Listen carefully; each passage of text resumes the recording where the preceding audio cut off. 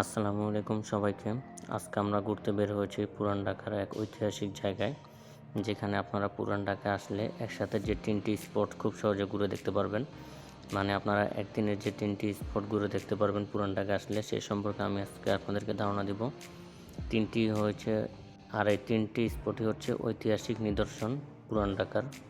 So আপনারা পুরান ঢাকা আসলে একদিনে এই 3টি স্পট ঘুরে যেতে পারবেন।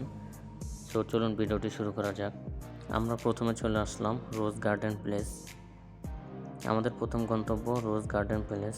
পুরান ঢাকার টিকাটুলি এলাকায় অবস্থিত এই ঐতিহাসিক স্থাপনাটি তার সুন্দর স্থাপত্য এবং পুরানো দিনের রাজকীয় পরিবেশের জন্য বেশ পরিচিত।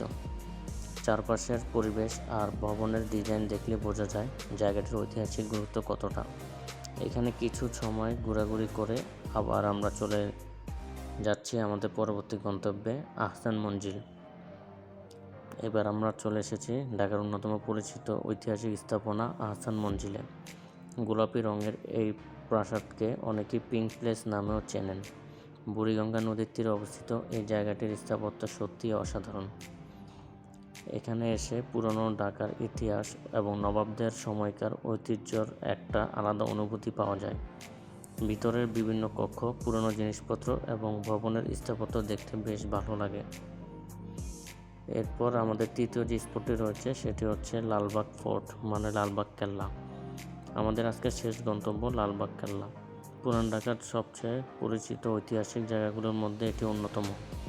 মুঘল আমলের এই দুর্গের বিশাল দেওয়াল, বাগান এবং ঐতিহাসিক স্থাপনাগুলো দেখতে সত্যিই সুন্দর।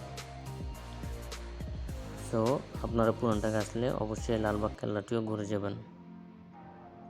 সো একদিনে পুরান ঢাকার এই 3টি জায়গা ঘুরে দেখার অভিজ্ঞতা বেশ ভালো ছিল। ইতিহাস, স্থাপত্য আর পুরনো ঢাকার পরিবেশ সব কিছু মিলিয়ে দিনটা দারুণ কেটেছে।